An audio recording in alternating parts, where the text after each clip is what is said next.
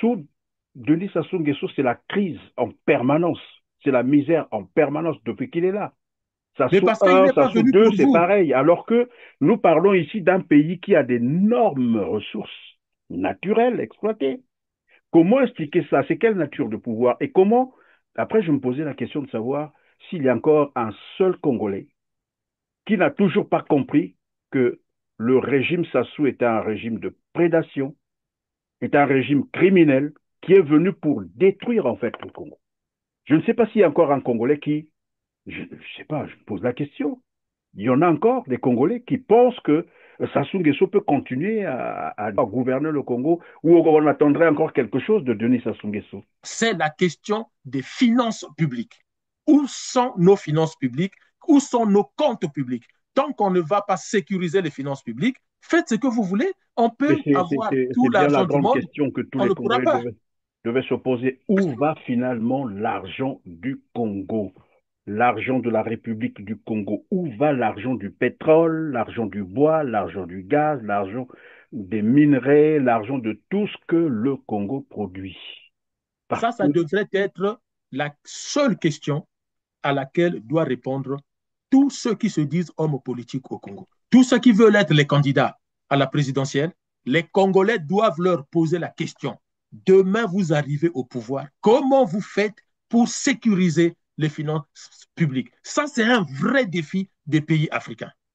Je ne parle pas mais que du dites-moi, Congo. Nivolo, lorsqu'on écoute Bruno Jean-Richard Itoie, quelle impression ça vous donne? On a en face d'un gouvernement, j'allais dire des incompétents, des escrocs, une mafia ou même une dictature n'agirait pas comme ça. J'ai déjà dit sur votre chaîne que le Congo n'est pas gouverné par une dictature.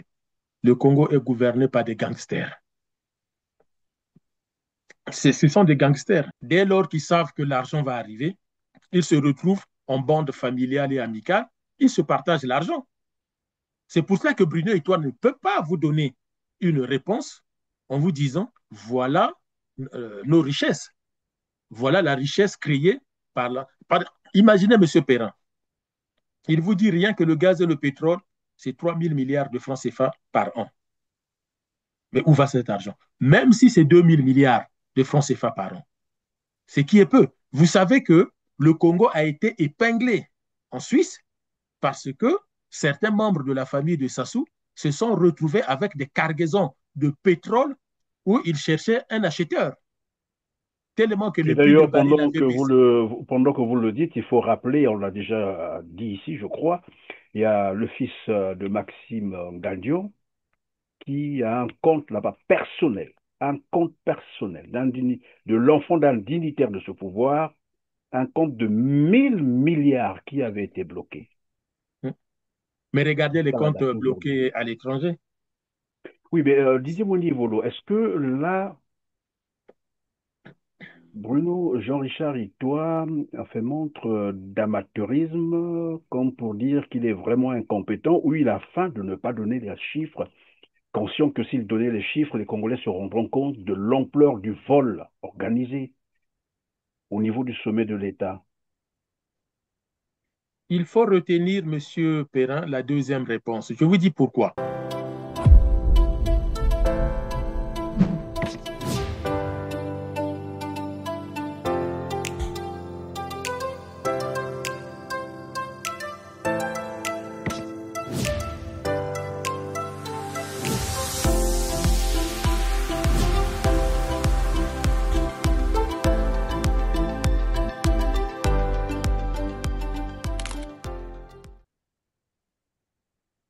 Mesdames, Messieurs, bonjour, merci d'être au rendez-vous de votre émission Droit de savoir. Aujourd'hui, je reçois une fois de plus Didier Mwini Ivolo, porte-parole du Congrès pour la Renaissance du Congo, le CRC. Vous êtes spécialiste des relations internationales. Merci d'être avec nous sur R7.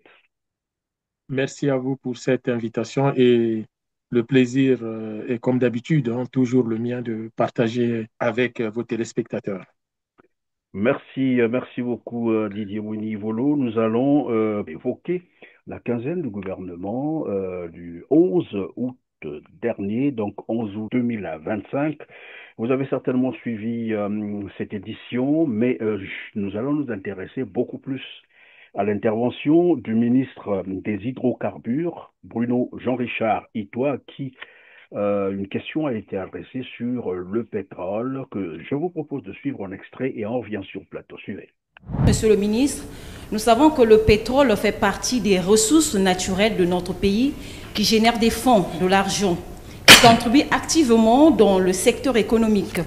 Pouvez-vous nous communiquer le montant exact des recettes pétrolières générées par le Congo au cours des 4 dernières années, ainsi que leur affectation concrète dans le budget national? Toujours dans ce même secteur, la gestion des contrats pétroliers et gaziers reste souvent opaque aux yeux des citoyens congolais. Quand le gouvernement compte-t-il publier de façon régulière et accessible les chiffres exacts sur la production, des exportations et les revenus afin que chaque Congolais sache combien rapporte notre pétrole et comment cet argent est utilisé? Merci bien. Je sais qu'il y a une opinion et je suis surpris que cette opinion subsiste encore aujourd'hui. Qui continue à parler d'opacité, madame a parlé d'opacité, je suis très très surpris parce que je crois que dans ce pays, on a eu l'occasion de faire des choses inédites. Dans une vie antérieure, ici, au Congo quand même, mais antérieure, nous avons eu l'occasion de faire une chose inédite. Nous avons obtenu que soit rassemblé le Parlement, les 2 chambres du Parlement, et on a passé avec ces 2 chambres une semaine à parler du pétrole, tous azimuts. Il n'y avait aucun tabou, il n'y avait aucune restriction aux échanges. Nous étions dans une phase transitoire importante, c'était le Conseil national de transition, et d'abord, puis ensuite les 2 chambres. Et nous avons eu droit à des questions que d'aucuns auraient pu considérer comme embarrassantes, et ça ne nous a pas du tout gênés. On était préparés à ça, on était venus pour ça. Nous avons eu l'occasion de faire le même exercice au Fonds monétaire, où nous avons amené tous nos techniciens pour expliquer comment était vendu le pétrole. Je me souviens dans cette vie précédente que tous les 3 mois étaient publiées les ventes de cargaison par la SNPC sous certification d'un cabinet international KPMG. Donc je suis toujours un peu étonné qu'on parle d'opacité. Je suis étonné qu'on en parle alors que notre budget, s'il ne s'appuie pas sur le pétrole, sur quoi il s'appuie alors? Parce que le pétrole continue à représenter 60. Encore aujourd'hui, ça a été bien plus que ça à une époque donnée. Et donc, bien sûr, avec la présentation du budget, le ministre des Finances ou du budget, parfois les deux sont confondus, n'a pas d'autre choix que d'expliquer les données pétrolières. Donc, entre autres choses, il présente la production. Il présente la production au Parlement, qui représente le peuple. Ils ont été élus par le peuple, ça au moins on peut en convenir. Le Parlement siège au nom du peuple. Par ailleurs, ces séances sont souvent publiques et en direct. Donc, tout le monde a le loisir de s'arrêter quelques minutes ou quelques heures, regarder la télévision pendant que le ministre du Budget ou des Finances présente son budget, et donc le loisir d'entendre les données de production, les prix, les hypothèses de prix, les ressources pétrolières. C'est les premières qu'on élance toujours. Vous voulez celles des dernières 4 années, on va vous les envoyer. Moi, je ne suis pas sûr de les avoir menées avec moi ici. On vous donnera les données de production, pétrole et gaz désormais, on vous donnera les hypothèses de prix internationaux et puis les hypothèses de prix des bruts congolais, c'est ce qu'on fait comme exercice chaque année. Et on vous donnera les revenus que vous pourriez retrouver dans la loi des finances, qui est une loi. Nul n'est censé ignorer la loi. Si vous voulez vous intéresser au journal officiel qui publie ces lois, vous aurez pendant ces 4 années toutes les données que vous voulez. Donc je suis un peu surpris qu'on parle d'opacité. Je crois que c'est un leurre, c'est un fantasme. Et à mon avis, vous ne devriez pas relayer ce fantasme et ce leurre. Voilà, alors Bruno Itoie en train de, on appellerait ça la langue de bois, parce que c'est un vieux routier d'abord du domaine, il a été aussi directeur général de la SNPC, c'est comme ça qu'on appelle ça, donc c'est quelqu'un qui devrait avoir la maîtrise des chiffres. Or là, on a l'impression d'écouter un novice, un amateur qui semble jouer avec les mots, c'est beaucoup plus de la littérature que voilà, que les statistiques.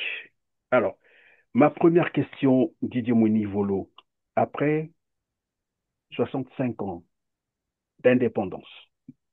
Je rappelle que le Congo est producteur du bois, exportateur de minerais, exportateur de gaz liquéfié. C'est quand même 5 millions de mètres cubes par année. Le Congo est producteur du pétrole. Actuellement, c'est plus de 500 000 barils par jour. 500 000 barils par jour. Et la situation du Congo, devrait-on le rappeler, je crois que les Congolais savent ce qui se passe désormais au Congo. La crise, elle est là, elle est effective. Tout le monde en parle. Une crise multidimensionnelle, c'est le cas de le dire. Il n'y a plus d'argent pour payer les salaires, payer les pensions, assurer en fait les services de base, hein. Tout ça, et on a entendu d'ailleurs le ministre, j'aime bien à revenir là sur cette séquence, le ministre des Finances qui disait pour payer les salaires relève désormais de l'acrobatie. Lorsque vous avez écouté Jean-Richard Bruno Itoa, qui s'occupe des hydrocarbures, sachant que l'économie congolaise, en fait, est beaucoup plus basée sur ses rentes pétrolières. Votre premier commentaire? Alors, le premier commentaire, lorsque j'ai entendu le ministre Bruno Hutois répondre à cette journaliste, je pense que c'est Gabriel Mabiala, journaliste de Tcheleka Media, si je ne me trompe pas. Et d'ailleurs, je remercie cette journaliste qui a posé une question très simple, très limpide, très claire, qui Et devrait... malheureusement, malgré la simplicité de la question, elle a semblé être embarrassante pour l'utiliser. Ben, c'est une question qui appelle à une réponse aussi claire, limpide, telle que la question elle-même. Déjà, j'avais l'impression que M. Bruno Itoa a été nommé au ministère du pétrole ou des hydrocarbures, en tout cas responsable de ce département depuis 24 heures ou 48 heures. Si on vous dit que, vous l'avez rappelé, M. Perrin, que M. Bruno Itoa, il a été directeur général de la SNPC, c'est-à-dire l'entreprise chargée Plusieurs fois ministre en plus. de commercialiser le pétrole congolais. Et il a été plusieurs fois ministre de ce département. Il est parti, il est revenu. Et quand j'ai entendu sa réponse, dans un premier temps, j'ai cru à une blague. C'est une partie de la langue de bois. Quand une question est gênante, l'homme politique ou l'homme d'État ou le ministre commence par dire oh, qu'est-ce qu'elle m'emmerde avec cette question. Et il va entrer comme ça dans une litanie de phrases qui ne veulent rien dire. C'est pour gagner du temps. Hein? Mes chers collègues ministres, chers petits frères, ah oui, au gouvernement, il y a des grands frères et des petits frères, chers collaborateurs, chers DIRCAB, chers journalistes, mais ça, on n'en a pas besoin. Et là, il part dans une phraséologie inutile, alors que la question est simple. Donc, j'étais assez étonné et le coup ferré est tombé. Boum, je n'ai aucun chiffre à donner. Je n'ai pas les chiffres avec moi.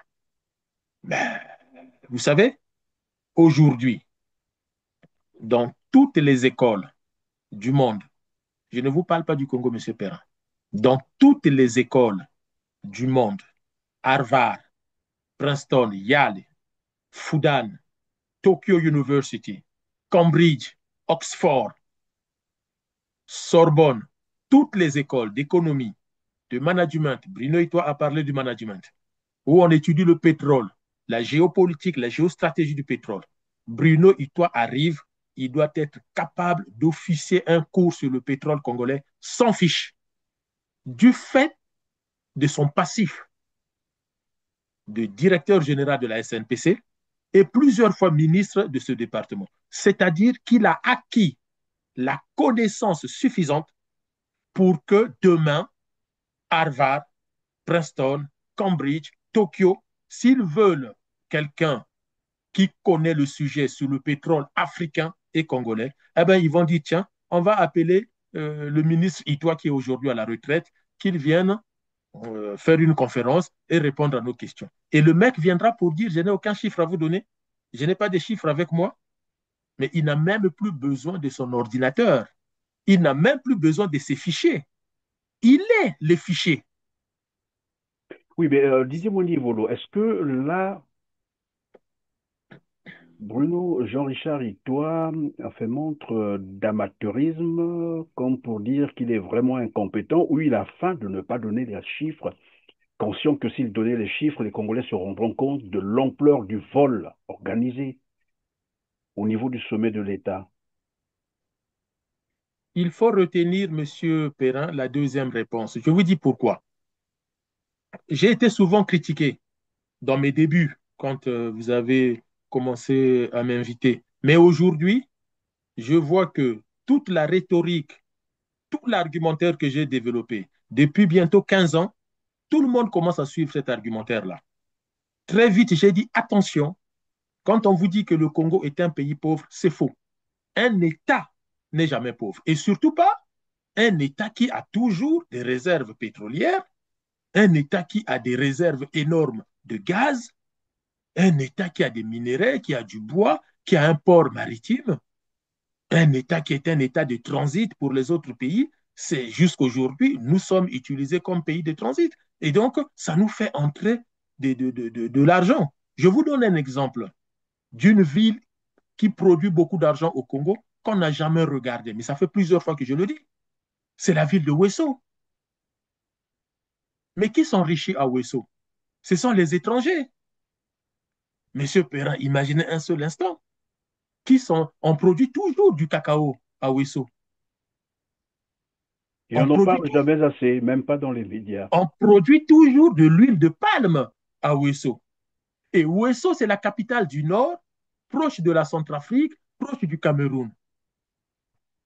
Mais demain, nos doctorants en économie, nos doctorants en douane, nos doctorants en fiscalité, ben, il faut qu'ils se penchent sur le cas Ouesso. Ouesso doit rapporter beaucoup d'argent au trésor public de notre pays et pour des investissements pour les infrastructures. Ça, ce n'est qu'un exemple.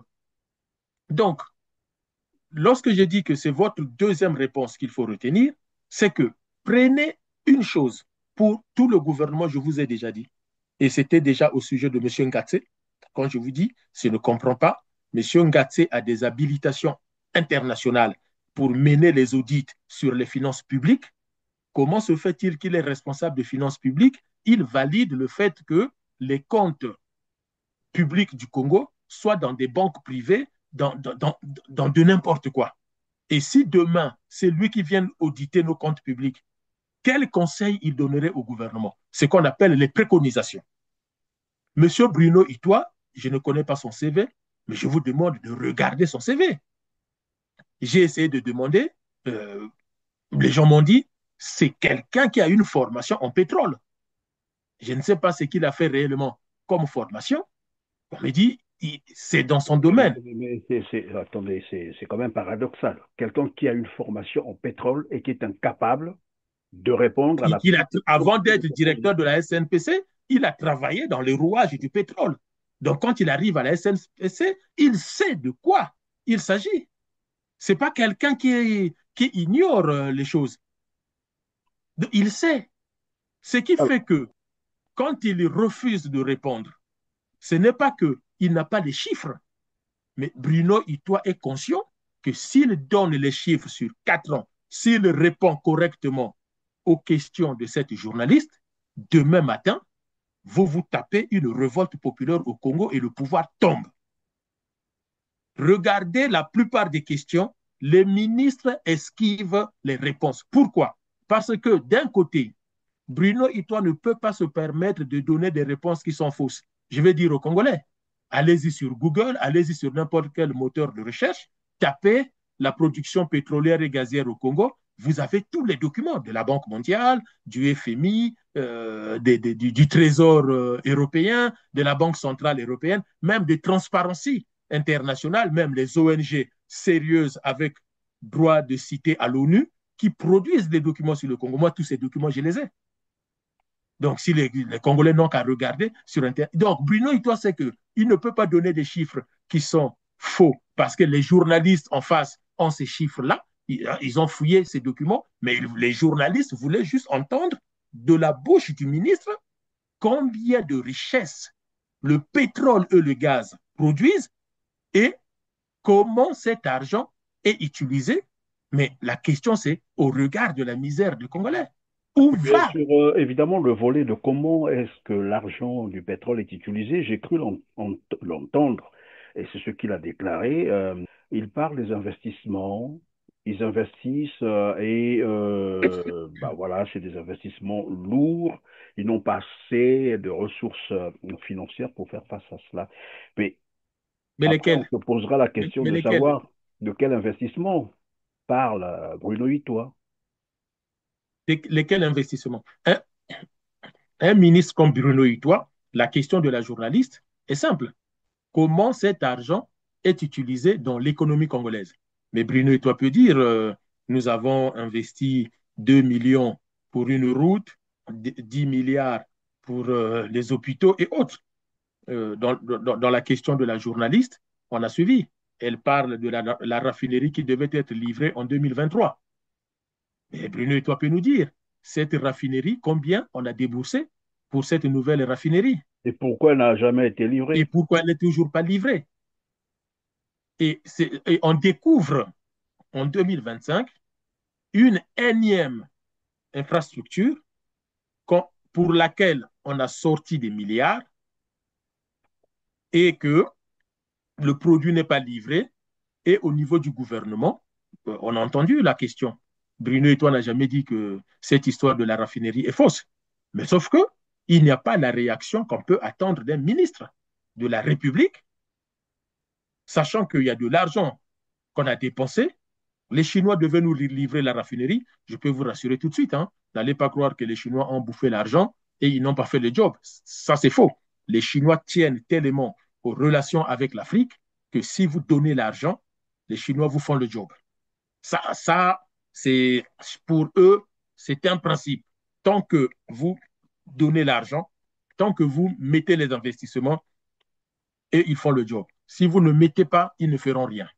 Donc, si la Chine, en tout cas, n'a pas livré la raffinerie en 2023, ça veut dire que du côté du Congo, l'argent prévu dans ce projet n'est pas arrivé. Mais pourtant, si vous vérifiez au niveau du Trésor, l'argent est bien sorti, comme pour les 12 hôpitaux,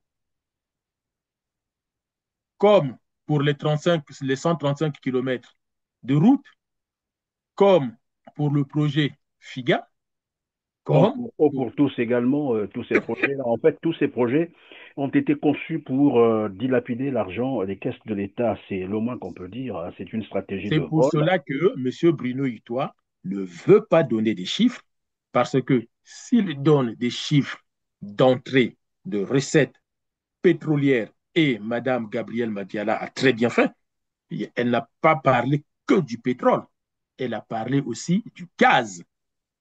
Parce que lors d'une émission sur votre chaîne, M. Perrin, la guerre en Ukraine venait de commencer. L'Union européenne, à un moment donné, a pris les sanctions pour arrêter d'importer le pétrole et le gaz russe. Je vous ai dit, attention, l'Union européenne ne va pas baisser sa consommation de pétrole et de gaz. Le gaz, c'est le système de chauffage le plus important en Europe. En Europe, on craignait d'avoir froid. Et donc, on va se rabattre vers les pays qui produisent du gaz. L'Algérie est un grand producteur de gaz, mais sauf que les relations avec la France et les Européens sont très difficiles. Et je vous ai dit, ils vont se rabattre sur le Congo. Et c'est sûr que notre production de pétrole et de gaz va augmenter. Et vous l'avez dit, on est passé à 500 000 barils jour et le gaz pareil.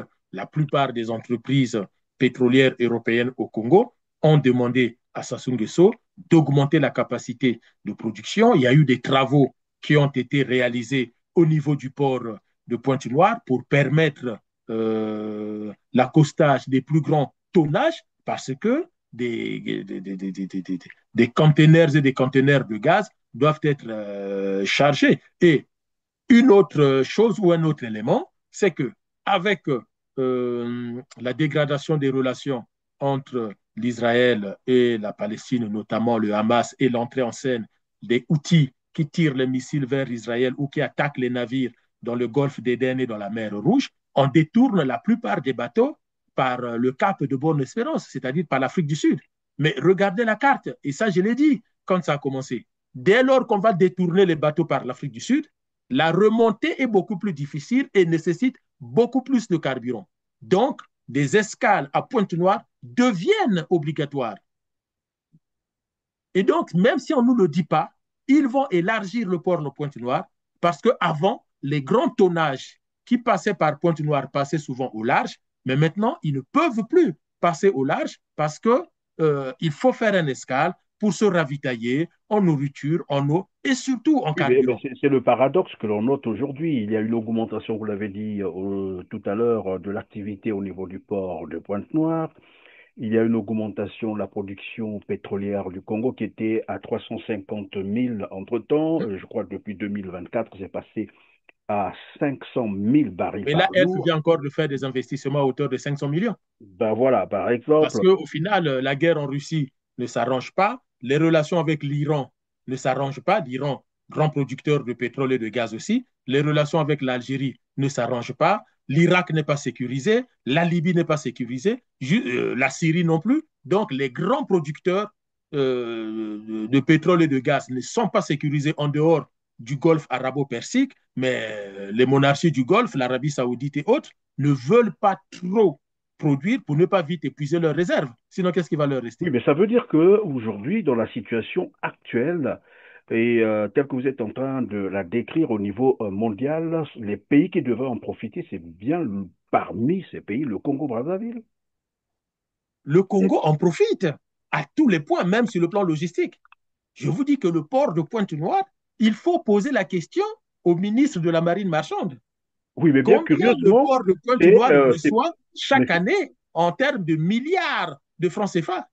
mais curieusement, c'est le moment où, la période où le Congo est en train de vivre, mais un cauchemar. Oui, mais c'est parce que, euh, souvenez-vous, j'ai initié, aujourd'hui tout le monde parle de la loi de finances. Mais c'est moi qui ai popularisé la question de la loi de finances. J'ai dit, mais comment on peut vous dire que le Congo n'a pas d'argent? Le Congo, même le ministre Yoka, moi je veux bien débattre avec lui. Un pays qui est en crise a un premier élément. Demandez au ministre Yoka, demandez à Ngatse, demandez à Jean-Eudes. C'est ce qu'ils enseignent, eux, dans les instituts de finances. Comment vous pouvez expliquer qu'un pays connaît la crise dont on vous parle au Congo et chaque année, ce pays n'a aucune difficulté à boucler son budget annuel? C'est paradoxal. Le Beaucoup budget plus annuel, paradoxal, il faut le dire comme ça, beaucoup plus paradoxal qu'un pays pétrolier puisse se le retrouver Congo en n'a pas crise. de problème de crise. La crise congolaise existe dans les discours des gouvernants. Mais les chiffres réels de la richesse du Congo, le Congo ne connaît pas de crise.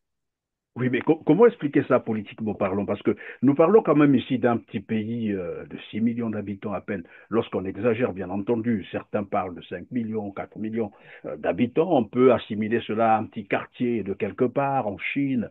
Le Kinshasa qui est à côté de nous, c'est plus de 10 millions d'habitants. Nous parlons ici d'un petit pays de 6 Peut-être millions 20 millions. d'habitants qui produit du pétrole, du gaz, le bois, les minerais.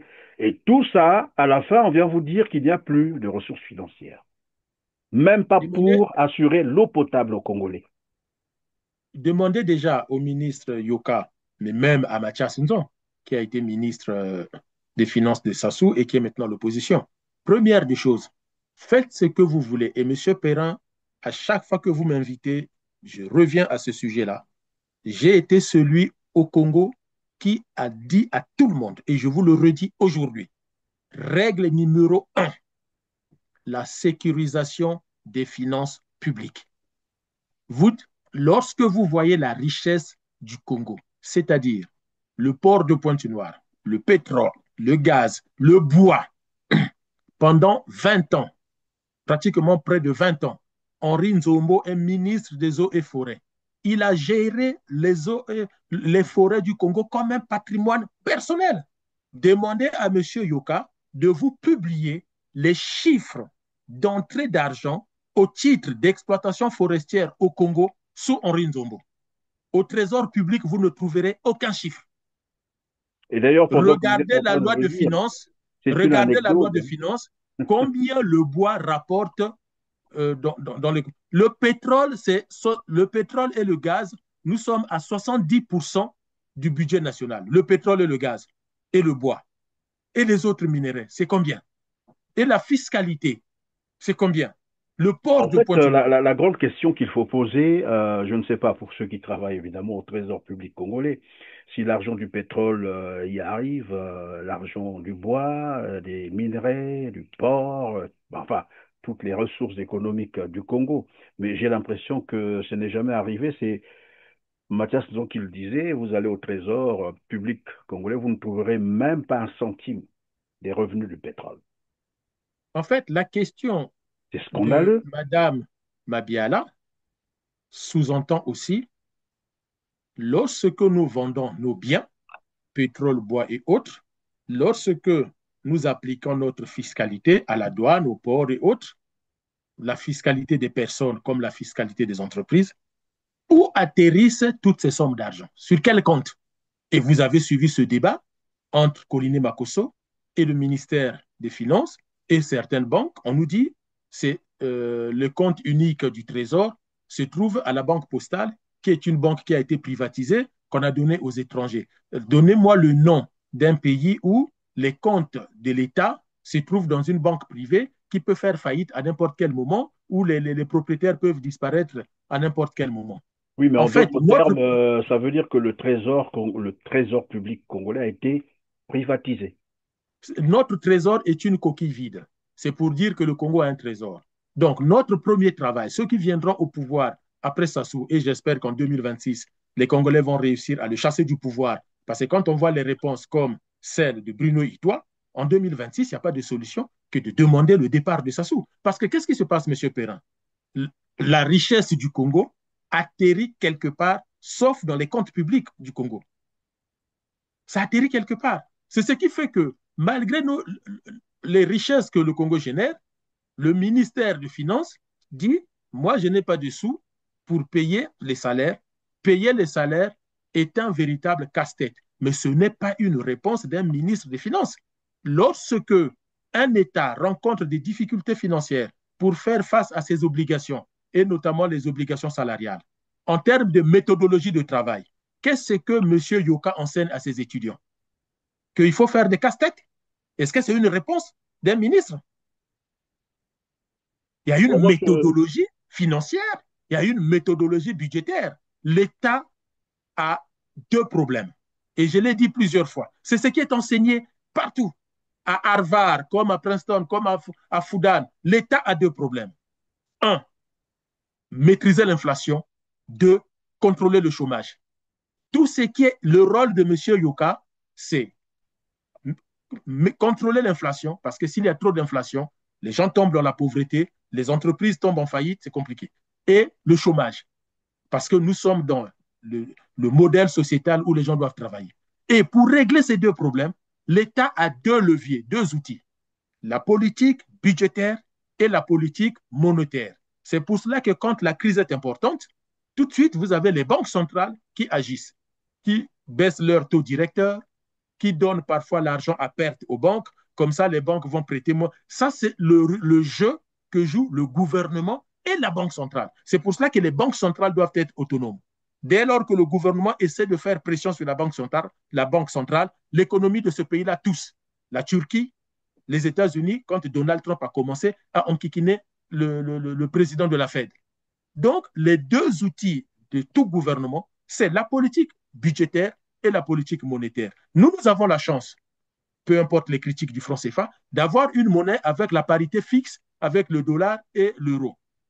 Donc, on a peu de marge de manœuvre sur notre politique monétaire. Mais nous avons notre politique budgétaire.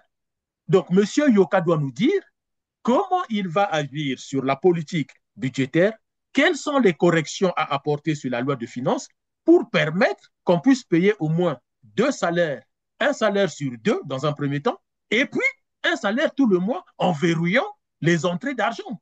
Que fait Milongo quand il arrive? Le Kunzu, c'est lui qui sort l'expression gouvernement Yanzala. Parce que quand Milongo arrive, la première des choses, comme font tous les gouvernements du monde, quand on arrive, on fait l'audit des comptes publics. Milongo arrive, il lui restait, je ne sais plus si c'est 60 francs ou 3600 francs dans les comptes, quand il le dit, ça fait rire les Kunzu. Il dit, gouvernement Anzala, qu'est-ce que vous voulez, qu'est-ce que vous croyez que vous allez trouver de l'argent? Mais Milongo, qu'est-ce qu'il fait? Je l'ai déjà expliqué. Entre autres, Elf ne veut pas lui donner l'argent, Total ne veut pas lui donner l'argent du pétrole, les compagnies pétrolières lui mènent la même chose qu'ils ont fait à Lissouba. Voilà, c'est Milongo déjà avait subi la même chose. Mais Milongo, qu'est-ce qu'il fait? Il récupère les diplômés de l'ENAM parce qu'ils ont été formés pour gérer nos préfectures, pour gérer nos institutions. Et ce sont ces jeunes-là, moi j'en connais, quelques-uns qui étaient dans mon quartier, qu'on a envoyé comme secrétaire général des préfectures, secrétaire général des trésors départementaux, avec la consigne de verrouiller les finances publiques. Et c'est comme ça que Milongo a trouvé de quoi payer au moins un salaire sur deux. Donc, notre première règle, c'est la question des finances publiques. Où sont nos finances publiques? Où sont nos comptes publics? Tant qu'on ne va pas sécuriser les finances publiques, faites ce que vous voulez. On Mais peut avoir tout c'est bien la l'argent du grande monde, question que tous on les ne pourra Congolais pas. devaient se poser. Où va finalement l'argent du Congo? L'argent de la République du Congo? Où va l'argent du pétrole, l'argent du bois, l'argent du gaz, l'argent des minerais, l'argent de tout ce que le Congo produit?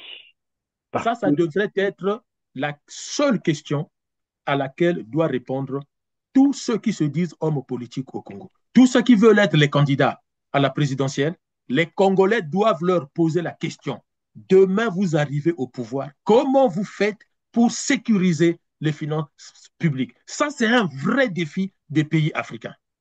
Je ne parle pas mais que du dites-moi, Congo. Nivolo, lorsqu'on écoute Bruno Jean-Richard Itoa, quelle impression ça vous donne? On a en face d'un gouvernement, j'allais dire des incompétents, des escrocs, une mafia ou même une dictature n'agirait pas comme ça. J'ai déjà dit sur votre chaîne que le Congo n'est pas gouverné par une dictature. Le Congo est gouverné par des gangsters.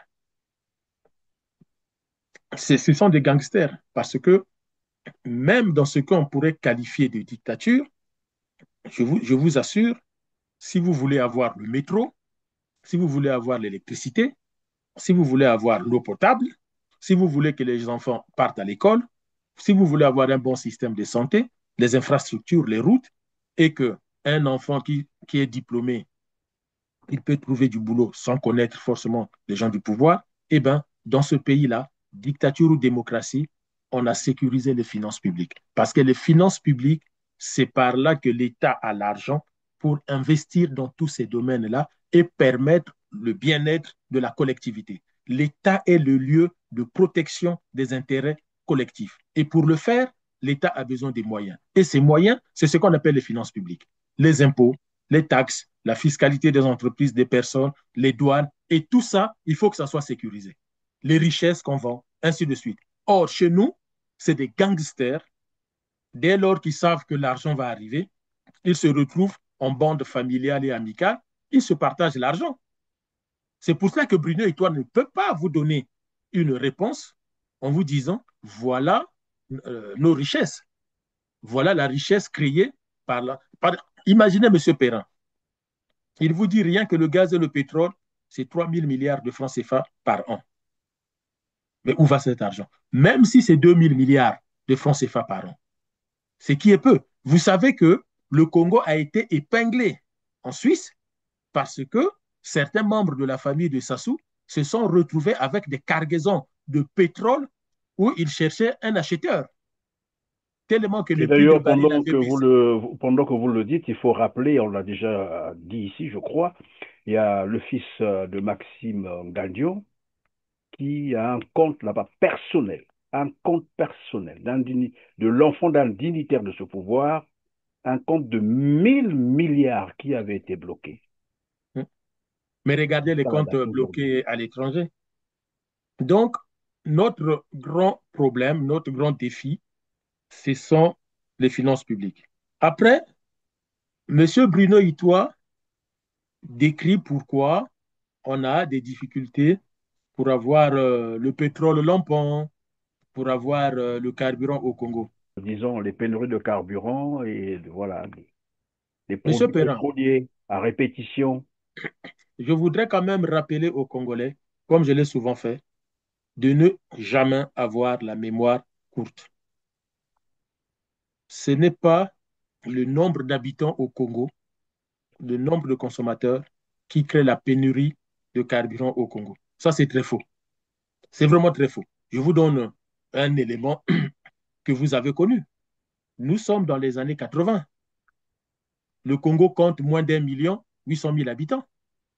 Mais on faisait déjà 1 mois à 3 mois sans carburant. Les gens dormaient dans les stations-service sous Sasso 1. Qui ne se rappelle pas de ça? Rappelez-vous que moi, je suis de Brazzaville. Il y avait 2 stations qui étaient souvent ravitaillées en premier. Les gens se rappellent. C'est la station Total à Bakongo et Texaco Latiémé. Les gens dormaient à la station Total pendant une semaine dans l'attente du carburant. Et Brazzaville comptait combien d'habitants? 500 000 habitants. Brazzaville était à peine à 500 000 habitants. Alors, mais en Mais, d'autres termes, qu'est-ce que ça veut dire, puisque c'est mais toujours ça veut dire que Denis Sassou Nguesso. c'est une volonté manifeste de piller les finances et non pas de s'occuper des gens. Que vous soyez 2, que vous soyez 1000, Sassou ne pourra jamais s'occuper de vous. Le pouvoir ne pourra jamais s'occuper de vous parce qu'ils ne sont jamais là pour ça. Eux, ils ne voulaient pas prendre le pouvoir pour s'occuper de la population. Tout ce qu'on vous a vendu contre l'Issouba, contre je ne sais quoi, aujourd'hui, ce n'est pas moi qui le dis, Moïni Volo Didier. C'est Edebert Mourani qui est quand même membre du comité central du PCT, député du PCT, qui dit, mais en 97, on vous a arnaqué. Je parle plutôt des meurtres, des assassinats, des machins, tout ça. Bon. L'insécurité, là, à l'époque, il faut lui rappeler, bon, il n'était pas encore acteur, nous, on était des acteurs. Il faut le lui dire. Ton petit frère a dit, lui, il était acteur, toi, tu n'étais pas acteur. Tu travaillais là-bas dans les laissés-passer. Quand eux, avec les Kamiyoko, ont décidé de ne jamais laisser asseoir les Souba, ce n'était pas notre pouvoir. On a créé de l'insécurité partout. Mais ça avait un but, c'est de ramener les populations à penser Sassou. Ah, Natangwa Sassou, toi qui es au moins calme. Et dès lors qu'ils ont commencé à dire ça, ça a donné les moyens politiques à cet homme-là de rebondir. Voilà. Mais bien avant 97, en 1994, c'est Amani Toumani Touré qui le dit. Qui le dit, le mec veut prendre le pouvoir parce que, bon voilà, il s'est armé à des canons, des chars qu'il a chez lui. Amani Toumani Touré, ex-chef d'état-major, ex-président malien. Donc, ce que je voudrais rappeler, dans les années 80, on avait déjà les pénuries d'eau, on avait déjà les pénuries d'électricité, on avait déjà les pénuries de carburant. Moi, je me souviens de cette période-là. Le Congo n'avait même pas 2 millions d'habitants. Sassou a été incapable de gérer le Congo, alors que quand il arrive au pouvoir, le Congo a à peu près 1 million 500 000 habitants. Et quand Sassou quitte le pouvoir, le Congo n'a même pas 2 millions d'habitants, mais il a échoué. Alors qu'entre-temps, en 1982, le Congo connaît un boom pétrolier. Le Congo a connu un boom pétrolier avec plus de 4 000 milliards de francs CFA de recettes déjà à l'époque, où on était sûr que maintenant, on va régler tous les problèmes du Congo. Moi, j'étais gamin, j'étais encore à l'école primaire ou début collège. On se souvient de nos parents qui étaient contents en disant, le pouvoir a dit que voilà, l'argent qu'ils ont, ils vont tout faire, quoi. Maintenant, c'est bon. Oui, mais Deux comment ans après, comprendre, finalement, c'est quelle nature de pouvoir ça? Comment comprendre ça? Que juste pour terminer, M. malgré tout Perrin, ce dont disposent les Congolais. 2 ans après, il n'y avait plus déjà d'argent. Le premier boom pétrolier, 1982. En 1982, nous sommes combien? Mais nous sommes peut-être 1 300 000 habitants. 1 300 000 habitants, nous avons 4 000 milliards de francs CFA de boom pétrolier. On en a fait quoi? Oui, On n'en a mais c'est rien ce fait. que j'étais en train de dire tout à l'heure, parce que sous Denis Sassou Nguesso, c'est la crise en permanence. C'est la misère en permanence depuis qu'il est là. Mais Sassou parce qu'il 1, n'est pas Sassou venu 2, pour c'est vous. pareil. Alors que nous parlons ici d'un pays qui a d'énormes ressources naturelles exploitées.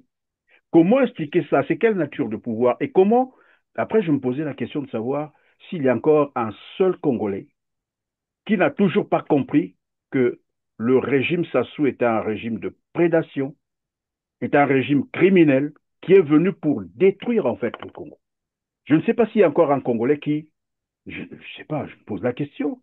Il y en a encore des Congolais qui pensent que Sassou Nguesso peut continuer à gouverner le Congo ou on attendrait encore quelque chose de Denis Sassou Nguesso. Mais il n'y a qu'à voir Dean Elvis Salisson ou Salisson qui fait son petit cinéma. Il n'y a qu'à entendre Colline Makosso sur RFI. Quand j'ai entendu Colline Oui, mais Makosso, on peut les comprendre. C'est des gens qui profitent de ce système. C'est tout normal. On peut les comprendre. On peut parler de Collinet ici. On connaît beaucoup de choses sur Collinet, sur tous ceux qui parlent encore de Sassou. On sait pourquoi ils parlent de Sassou, pourquoi ils veulent que Sassou puisse demeurer au pouvoir. Et aujourd'hui, ce n'est un secret pour personne. Le pouvoir au Congo n'est plus une affaire de responsabilité, c'est plutôt des privilèges. Donc tous ceux qui tirent profit de ce pouvoir, c'est tout normal qu'ils tiennent ce discours. Mais un Congolais normalement constitué peut-il vraiment vouloir encore que Sassou Nguesso continue à gouverner le Congo? non, même s'il est du PCT. Et je pense que euh, même au PCT, il est important que les gens se disent, OK, le PCT aura un candidat en 2026, mais ce ne sera pas Denis Sassou Nguesso. Je pense que si nous voulons donner une chance à notre pays, au regard des réponses que donnent les ministres, celui qui s'occupe de l'eau, qui dit mais les problèmes d'eau et d'électricité, c'est parce qu'il y a eu comme ça des implantations sauvages des maisons et donc ça n'a pas suivi. Mais c'est faux.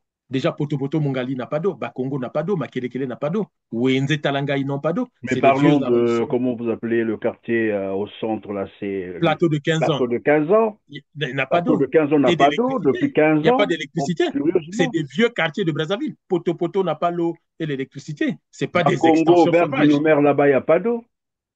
Donc, c'est des gens qui vous trompent. Et à l'époque, ces quartiers, euh, au-delà des Mikalou, Mikalou, c'était déjà le village. Donc, ces quartiers n'existaient pas. Ils n'étaient pas capables. Moi, je dis seulement aux Congolais de se rappeler une chose, que tout ce que vous vivez aujourd'hui, ça ne date pas d'aujourd'hui. Si Sassou est tombé, c'est parce que déjà, Sassou a pris le pouvoir en 1979. Il est devenu président le 5 février 1979. 1982, soit 3 ans après, il était essoufflé.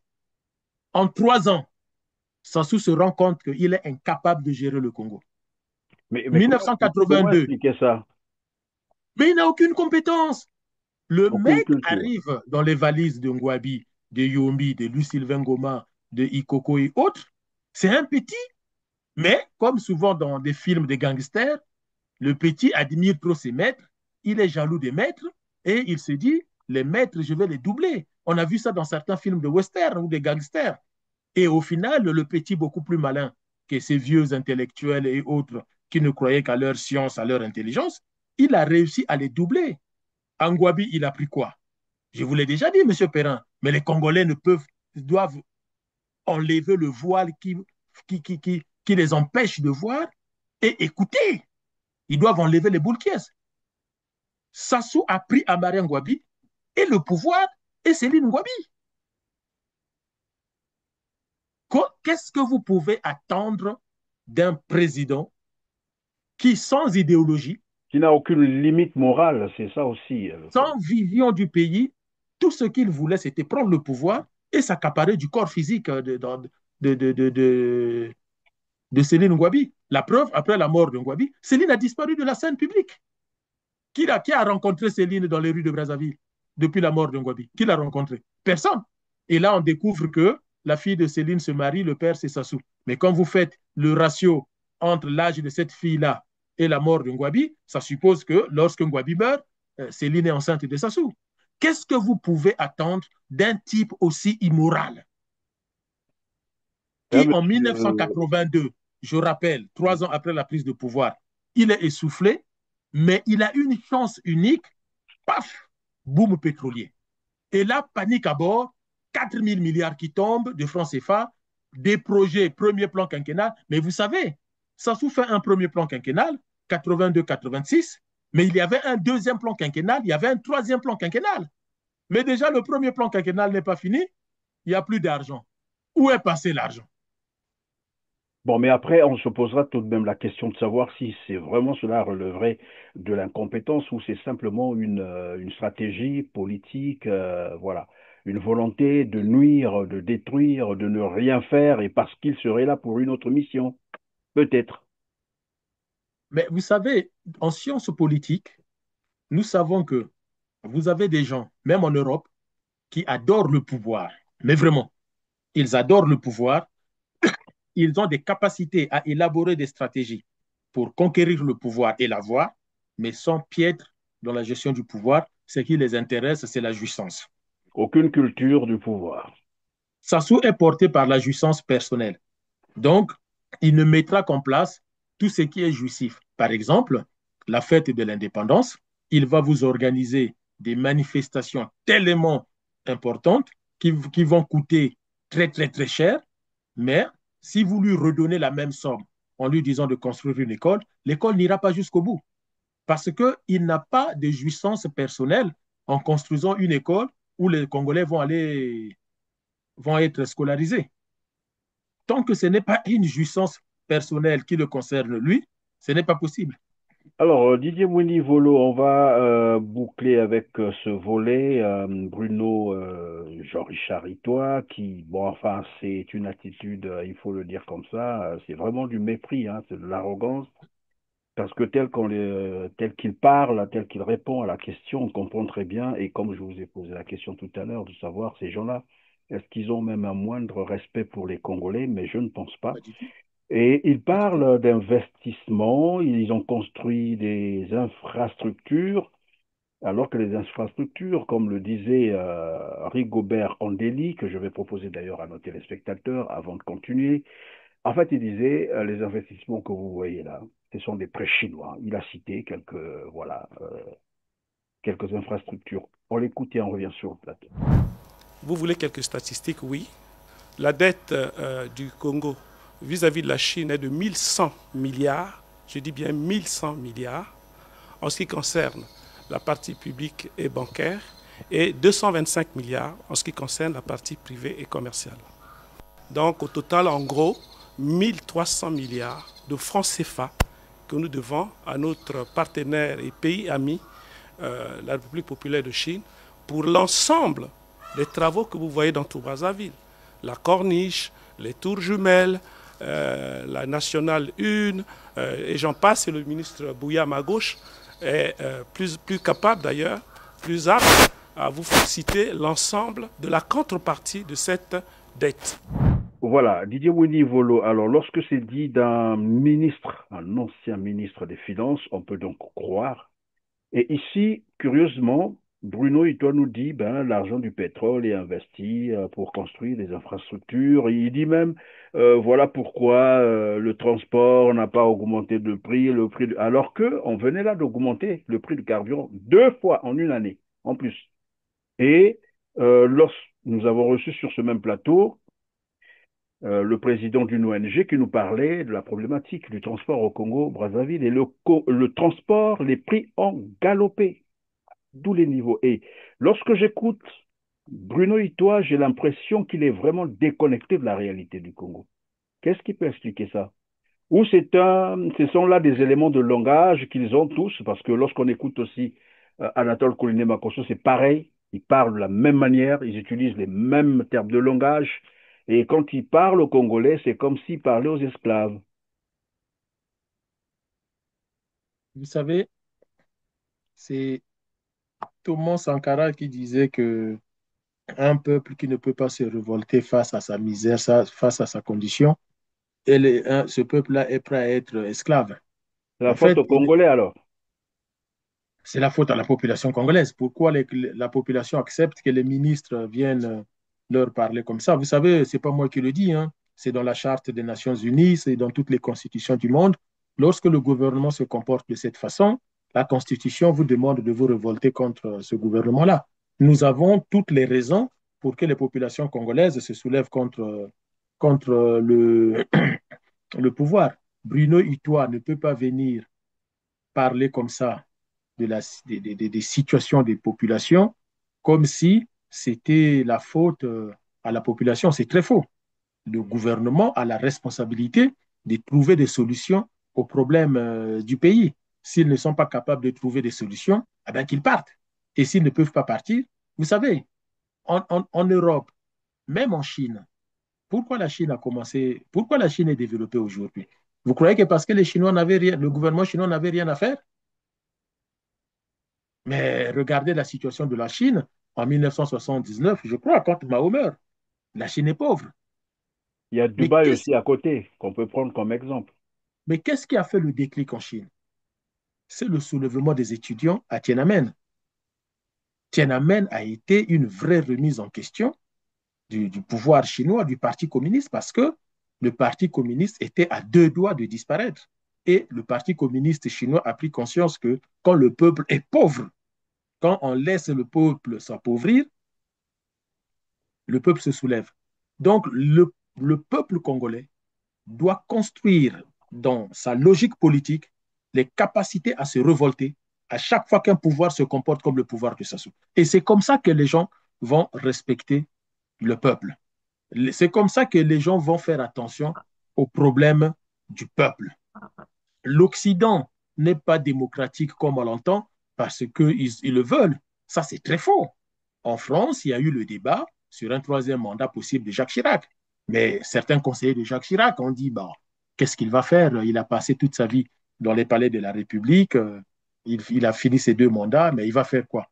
Mais nous, on n'a même pas de candidats. Donc, et s'il faisait un troisième mandat? Certains ont dit, écoutez, on risque la guerre civile. Vous voyez, Nicolas Sarkozy, quand il a été battu, il n'était pas très content, mais il n'avait pas d'autre choix que de partir. Parce que sinon, le peuple va se soulever. On a vu Donald Trump, quand il a voulu, ou Bolsonaro, quand ils ont voulu jouer à ça, le FBI est monté au créneau. Le FBI est allé chercher ceux qui sont entrés dans le Capitole chez eux. Moi, je me souviens d'un des patrons du FBI à Washington a dit, vous avez joué avec les institutions de la République, nous avons vos images, nous avons vos visages, nous vous retrouverons et nous viendrons vous chercher chez vous. Et tous ont eu au moins 10 ans d'emprisonnement ferme. Personne n'a été relâché par la justice américaine. Et là, c'est le pouvoir régalien de l'État. En fait, c'est ça. Et Donald Trump a compris, même s'il joue les simulacres, il a compris qu'il n'est pas prêt de recommencer. Réitérer Donc, le. si le peuple laisse faire, la dictature s'installe. Il y a deux composantes. La capacité du peuple à se révolter et un État indépendant, une justice indépendante. Chez nous, la justice est piétinée par le gouvernement. Les ministres se permettent de sermonner des procureurs et des substituts du procureur. Vous avez un directeur général de la police qui est fantomatique. C'est un fils à papa. Hein? Moninga André Obami et tout. Sassou a travaillé avec son père. Le général qui est là, c'est le fils de Sassou. Mais vous ne l'aurez pas. Il ne prendra jamais des mesures si son papa Sassou n'est pas content, n'est pas d'accord avec ça. Donc, on se trompe. Moi, je pense que lorsque le CRC parle de la révolution, mais c'est parce que la révolution populaire a cette capacité à remettre les pendules à zéro et à reconstruire l'État et la nation. Sans quoi, ben, nous allons vers la perdition. Sans quoi le Congo ira vers la perdition. Didier Winnie-Volo, on va terminer par évidemment l'échéance électorale qui pointe à l'horizon. C'est vrai que le CRC n'est pas un parti politique, mais le CRC n'est pas pour une élection ni pour un dialogue avec le pouvoir de Brazzaville. Vous l'avez longtemps dit, répété, martelé là-dessus. Alors vous parlez en termes d'une révolution, voilà. Les élections pointent à l'horizon. Il y a déjà des candidats qui se sont prononcés, des candidatures qui ne sont pas encore validées, preuve.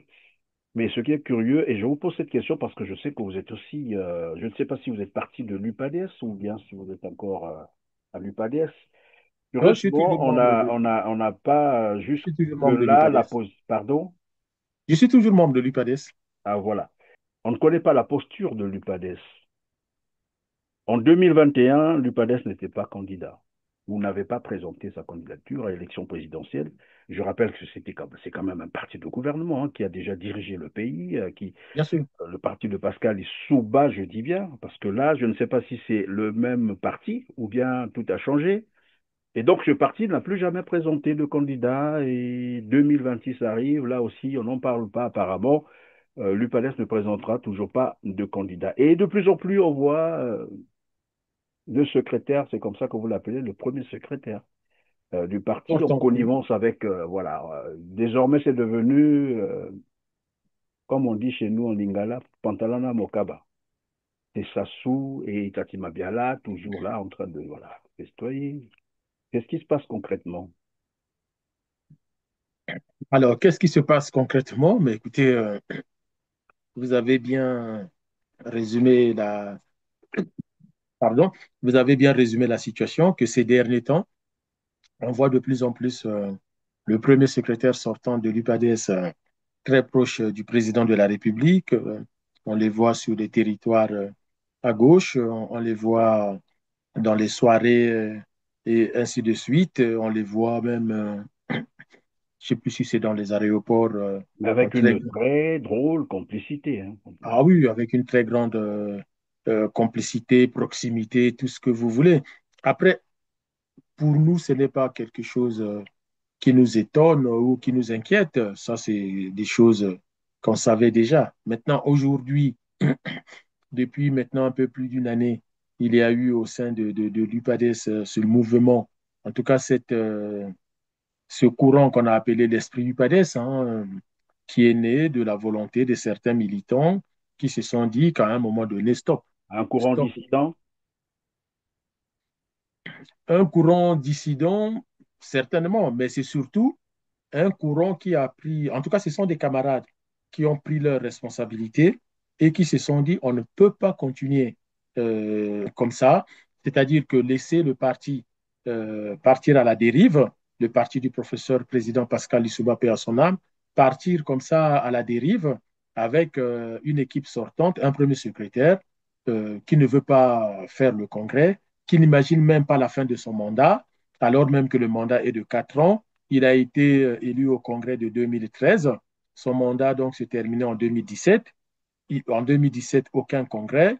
2017-2021, toujours rien. Et donc, bon, là, au final, il va convoquer un congrès et qu'on va mettre en place des équipes pour préparer le congrès.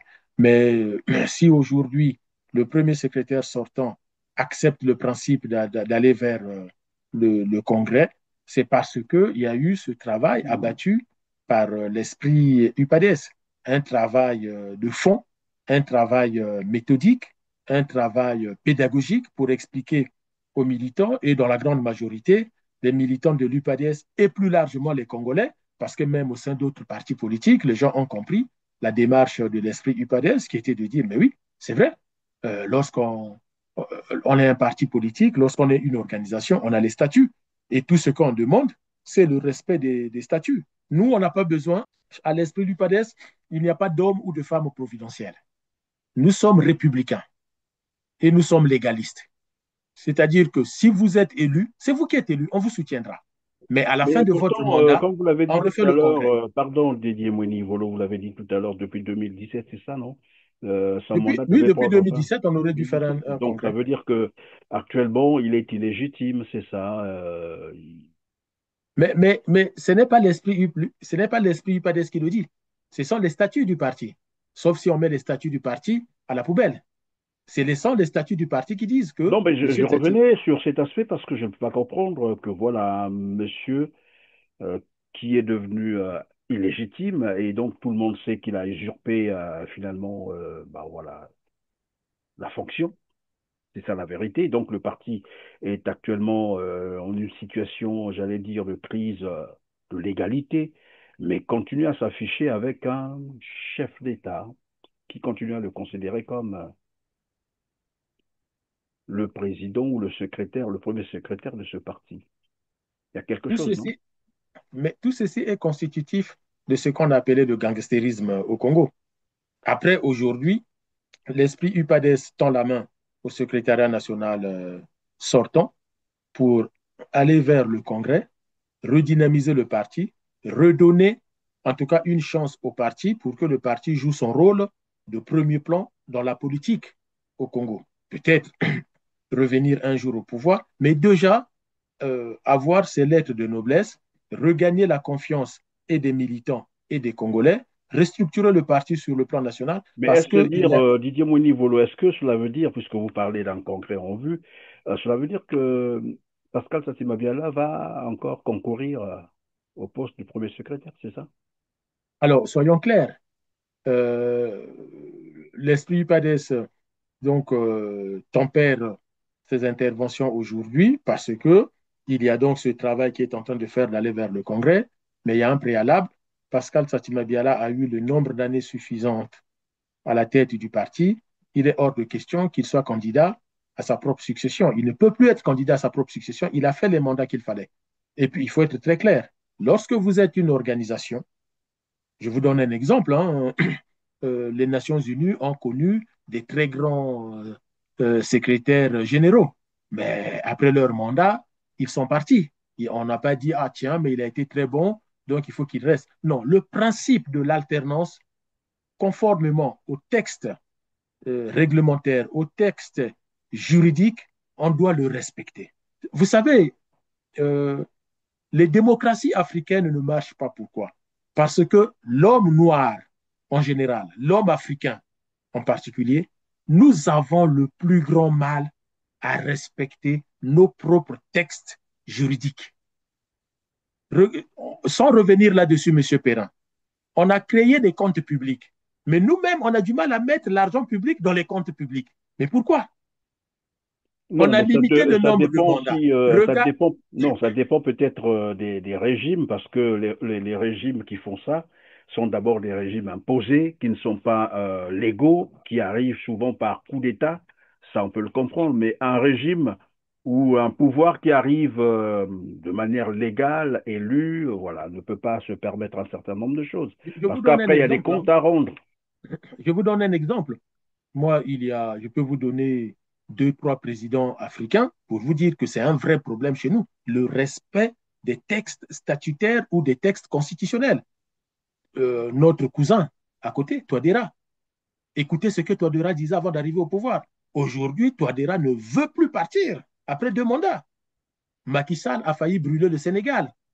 Et Ouattara ne veut plus partir, mais écoutez tout ce qu'il a dit avant. Moi, je Oui, pense, mais c'est des vraies fausses démocraties, c'est ce que oui, je voulais dire. mais Parce que lorsque ça, vous prenez les autres démocraties, africaines bien entendu, je peux prendre le Ghana, l'Afrique du Sud, vous voyez bien que là-bas, ces genres de choses ne peuvent pas arriver.